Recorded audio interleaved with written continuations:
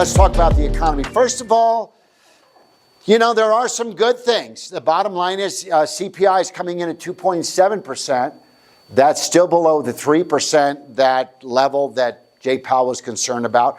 Labor market remains solid, but job numbers came out on Friday. They were pretty dismal. Only 73,000 jobs, supposed to be 110. But the big problem was the revision of negative 253 of the last 2 months. So the job market is flat, and that's why we saw the bond market really spike on the 10-year, and it did have some positive effects on mortgages. 80% of companies that have reported, Susan, have been positive. Okay, now, yes, banks and some of the Mag 7 has reported. We're starting to see some consumer-facing companies report not so great because they're concerned about tariffs. We're going to talk about tariffs. Goldman Sachs thinks the economy is strong. They think that with the job numbers, Fed's going to do sooner and deeper. They're talking about a 50 basis point drop in interest rates in September 17th at the FOMC meeting. I'm not as bullish as that, but we're going to get into that. And of course, you got our president who does not always do what he says he's going to do. He's got this name called Taco. Trump always chickens out. He hates it. He totally hates it. But why I bring that up is because he just told Mexico, I'll give you another 90 days. So are we going to see that, what we saw in 2018? Remember, the key to the past is study the future.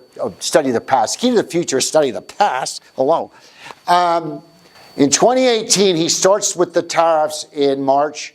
It took 6 months for the market to roll over. Market dropped 19.8%, and he turned into Taco Man. He chickened out. And that's what happened in 2018.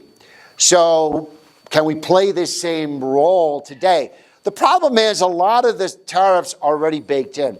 I did seminars yesterday, and I'm good friends with the owner of that establishment, Michael at 240 Union. You guys have been. It's a great restaurant. He says, Dom, all my prices are going up. My cheese, my wine, $10 a bottle for French wine has gone up. I'm passing that on to the consumer.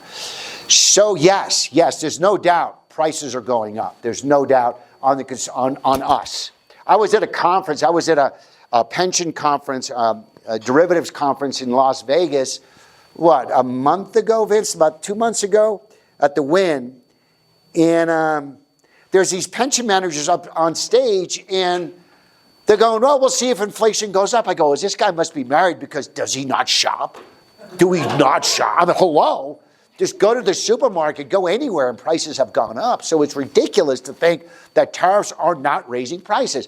Yes, there has been, I'm going to get into that. I don't want to get ahead of myself. But anyway, before the job numbers, there was a 44% increase that the Fed's going to lower rates in September. Now it's up to 88%. So the street, the futures markets are saying, no, rates are going down.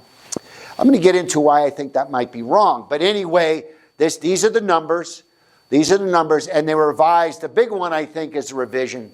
May and June, we dropped 258,000 jobs. And, of course, he fired the lady that runs the numbers, the BLS lady. She got sacked. She said that she's a political hack, and blah, blah, blah. She made up the numbers, whatever. That's Trump being Trump. But what it did do is it lowered mortgage rates. Mortgage rates came in. Now, I have friends that are realtors. I have friends that are in the real estate business. And we argue about rates going up or down. I recently wrote an article, is our tariffs going to increase mortgage rates? And what's interesting is, remember, the 10-year bond, ladies and gentlemen, is what mortgages and car loans are pegged to. It's really driven by the marketplace, not so much by the Fed. The Fed controls the short end. The Fed funds rate is what banks can borrow back and forth to each other, as Rick, you know. But on the 10-year and longer, the marketplace controls it. And if the economy thinks that there's a recession coming, where do you want to be? You want to be in bonds. So when you buy bonds, the bonds go up, the yields go down, and that's what happened. The yield on the 10 years down to 4.43, and mortgages dropped to 6.57. So I know that's good because I know my real estate friends are sucking wind with the mortgage rates, with the insurance costs because of what's going on with these fires, what's going on with these hurricanes. I mean, just in my home, a lot of people have been in my home, so they drop me, my insurance drops me. Denver agency says to me, the cheapest we can find for you, because I'm in the middle of the mountains, is $29,000 a year to insure your home. $29,000? So I call my neighbor and I go, hey, Jacob.